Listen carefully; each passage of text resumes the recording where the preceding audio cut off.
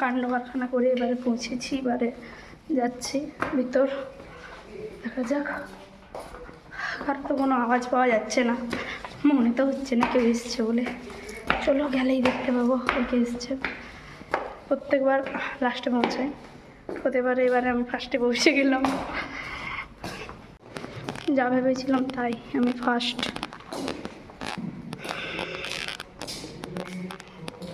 আমাদের কলেজের জানলা থেকে দেখতে পাওয়া সুন্দর ভিউ। এখানে ফুল গাছগুলো জাস্ট অসাধারণ। আমাদের অনুষ্ঠান পর্বেরও সূচনা হয়ে গেছে, আর আমি করছিলাম অ্যাঙ্কারিং। আর আমার পাশে রয়েছে আমার এই বন্ধু নীলরতন, আমাদেরই ব্যাচে। এটি এক প্রতিশ্রুতি, আপনারা যেখানে যাবেন এই কলেজের নাম উজ্জ্বল করবেন। এরপর বরণ পর্বের সূচনা হয়ে গেছিলো। স্যারদেরকে প্রথম বরণ করে নেওয়া হচ্ছিল, তারপর প্রদীপ প্রজ্বলন করা হবে, তারপর সভাপতি মশাইয়ের বক্তব্য। আমরা তার মানে যাই হোক, পরে আমরা দাদা দিদিদের বরণ করে নেব, কারণ এই অনুষ্ঠানটা তাদের জন্যই করা।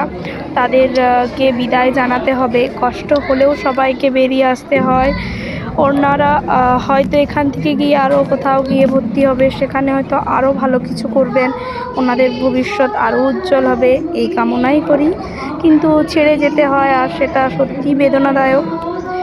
এখানে প্রদীপ প্রজ্বলন চলছে, আর পেছনে শ্রেয়ার সুন্দর গান। শ্রেয়ার গলা আমি আগেও শেয়ার করেছি, সত্যিও খুবই সুন্দর গান গায়, একদম খালি গলাতে সুন্দর, মানে যা মন ছুঁয়ে যাওয়ার মতো।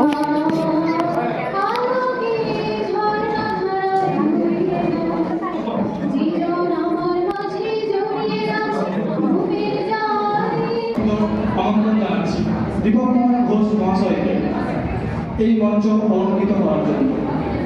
স্যার, অনুগ্রহ করে আপনার বক্তব্যের মাধ্যমে আমাদের অনুষ্ঠানের শুভ সূচনা করুন।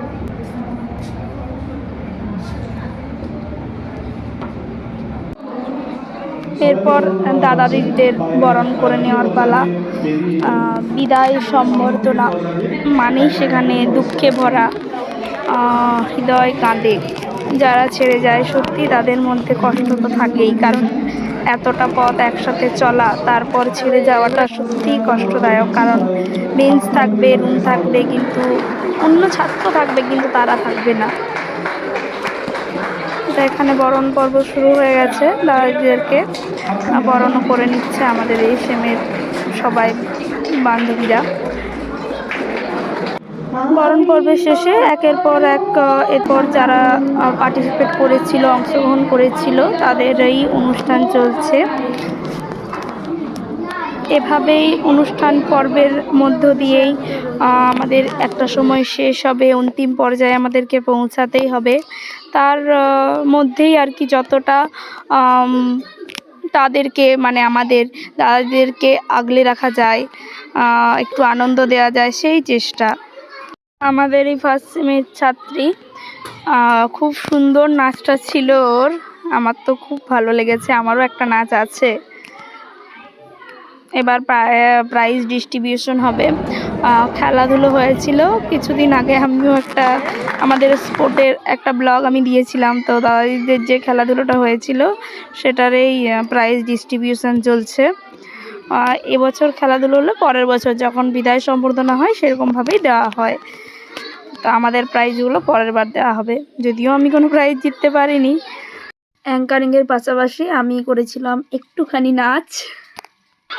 এবার সব থেকে মনোরঞ্জন করা একটা অনুষ্ঠানের মানে মূল আকর্ষণ যাকে বলা যায়, ব্যান্ডের গান হবে।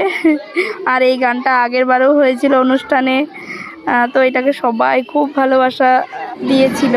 তো এবারেও সেই পর্বের সূচনা হয়ে গেছে। এটাই ছিল অনুষ্ঠানের শেষ পর্ব। হ্যাঁ, অনুষ্ঠান পর্ব শেষ, আমরা এখন ফিরছি বাড়ি। আগে আসা আর শেষে যাওয়া। ফাইনালি আমার টিফিন শেষ পর্যন্ত আদায় করে নিয়ে এসেছি কলেজ থেকে। যাই হোক,